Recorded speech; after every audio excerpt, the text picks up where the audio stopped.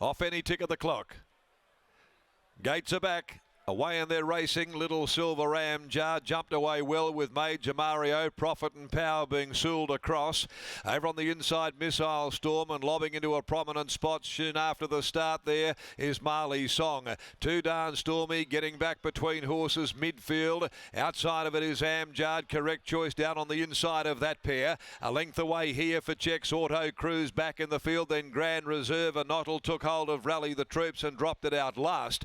At the 900 metre mark, Little Silver races to a clear lead now from Major Mario. 3/4 of a length away, running third, then Profit and Power with Missile Storm fourth on the inside. Getting a great run throughout is Marley Song.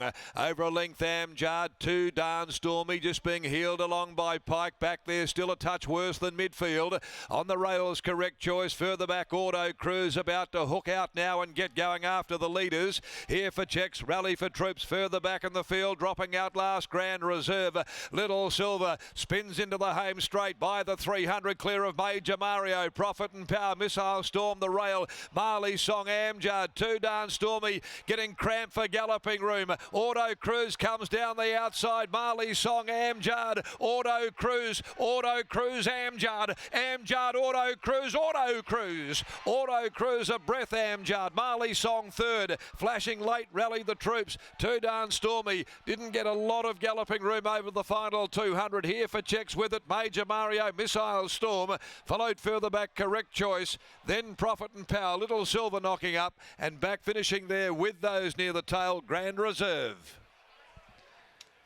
Number 8 is the winner, Auto Cruise, ridden by Clint Johnston Porter, returning with a fabulous first up victory. The daughter of A-Lot. She was back there in the field. Johnston Porter took off around them, got going, and allowed the mare at the end of 1400 to be right at the top of her pace. And she has produced a fabulous first up victory. Pretty reliable, fresh. And she delivers again this afternoon. Number 8, Auto Cruise, over 3, Amjad. Ridden by Austin Galati. 11, Marley Song, Lactar Romilly third, fourth, 12, Too Darn Stormy. Got caught up behind Marley Song, just didn't get enough room to let down. She drifted out, they drifted out. She had to go back inside when the drift occurred, and she finishes on behind those. 1:23.44 the time, ahead by half a length the margins, 35.87 the last 600. The daughter of A-Lot from Cruzy Beck. This 4-year-old has now won 4 of 7, a credit to her trainer Holly Taylor, owned by FB Galotti, Holly Taylor, A. Howland, R. Boylan, Miss K. Howland, Mrs. G. Elkington, B. Elkington, Miss R.J. Cutton, J. McKean, T. Butters, D. Dealey, J. L. Dealey, and Mrs. H. Lockhart, with the hyphenator in the saddle lifting her home over Amjad by Flying Artie, Osti Galati, Summer Dixon, and third Marley Song by Your Song from Miss Marriott, Merrill Haley, Lactar Romilly. It's 8, 3, 11 and 12 after the running of the final race for the day. Lovely always to see Holly Taylor with a winner in the metropolitan area, particularly with this mare who simply does not know how to run a bad race, Lockie. Absolute ripper, isn't she, Darren? And great to see Auto Cruise back in the winner's circle here for Holly Taylor, and a bunch of very, very happy connections. I thought Holly placed her to absolute perfection last campaign, and now she's had to do it against some better credentialed horses, and she looks well and truly up to it. So I cannot wait to see what's in store for the remainder of Auto Cruise's campaign. I'll grab Holly for a word. Holly, congratulations on the victory.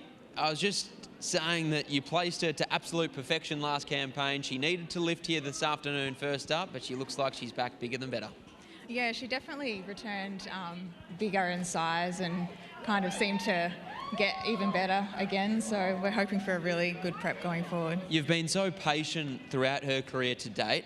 What has she shown you behind the scenes to suggest that taking this patient approach will be the best course of action for her moving forward? She showed me a lot of ability as a young horse, but she just wasn't quite tough enough yet for racing. She seemed to get knocked around a lot, every time she galloped, so we just kind of took the patient route, and she's been super tough ever since. Last preparation, we saw her step out to the mile. Is that her best trip, or is she capable of stretching out beyond that? We believe that she will get out to 2,000. There's no kind of rush to get out there, but she seems to settle really well, and she's got a big turn of foot, so we hope to see her stretch out. A wonderful result for yourself and these owners. Congratulations. Thank you. There's Holly Taylor, and here's Clint Johnson-Porter. Who joins us now to talk about a mare that I know, Clint, you've got a big opinion of. Yeah, no, look, it's the most trying horse I've ever ridden. She tries that hard, and that's all you want in a horse. If you can find one that tries, they do what she's doing at the moment and just keep winning. What about one that can win a 950-metre trial, but in time will get out over ground? Yeah, definitely. Look, she's got lots of upside about her, this horse, and as I said to Holly, last prep she was running midfield in her trials, and she come out and did what she did last prep, and this prep now that's brought her on to winning trials. So she's just slowly progressively getting better every prep. And today she's had to win against the pattern. It's been awfully hard to make ground from start to finish, but she's been able to settle worse than midfield and wind up over the top of them. Yeah, it actually wasn't looking too good early for me. I kind of got pushed back on the fence and blocked in, and I kind of cracked it and pushed out into the 3-8 line. I thought, I can't let Pikey get too far away from me, and in hindsight, the second horse's effort was unbelievable. And for you, and on a personal level, Holly, a good friend of yours as well. Yeah, definitely. This will definitely keep my fiance happy. Look, they're best mates, and it's always great to ride winners for people you love. Now let's talk about the fiance for a moment. How much work have you been doing at the house at the moment? It looks as though every time I see that there's new things going on. Yeah, I'm a bit of a part-time everything. I'm pretty much high-vis, cash in hand. You've got me, yeah, I'm doing lots of bobcat work and just clearing and renovations. One day Georgie's got me painting, next day she's got me tearing out poles and fences, so she's keeping me nice and busy. Tell you what, it's looking good. Well done. Yeah, thank you. What a life. Clint Johnson-Porter, he gets a break by coming to the races by the sounds of things. He combines with Holly Taylor and Auto Cruise to take out the last of the day. Certainly a mare with a big future, and cannot wait to see what she can do for the remainder of this campaign. But Scott, highlights of this afternoon. First things first, Holly Noddle with a treble. She has dominated on today's card, and her first winner for her boss in Greg Kersley on a Saturday meant a lot for her and Greg. And it's crazy to think that Holly Noddle's Saturday career only started a handful of months ago, but grammatically it's another treble for her on the weekend. She is just going from strength to strength, this young lady, and she's a pleasure to deal with on all fronts, whether it's in the media, in front of the camera, behind the camera as well. From a punter's perspective, she's been an ATM over the last 6 to 12 months, and she continues to match it with the best. That highlight for me today, from her perspective, was watching her and Willie Pike go head-to-head. It was a lowly West Speed Platinum. It doesn't mean a lot to us in terms of the format of the race, but watching her on the inside, Pikey on the outside, going toe-to-toe from the point of the home corner, that was just brilliant viewing. Aside from the feature of the afternoon, there were two really nice wins. Like Clockwork first up, and Rock of the Jam made it back-to-back wins out to 1800. He might be a Perth Cup horse. It sounds as though that's where they want to get him. Stevie Parnham says that that's where he should be going in time.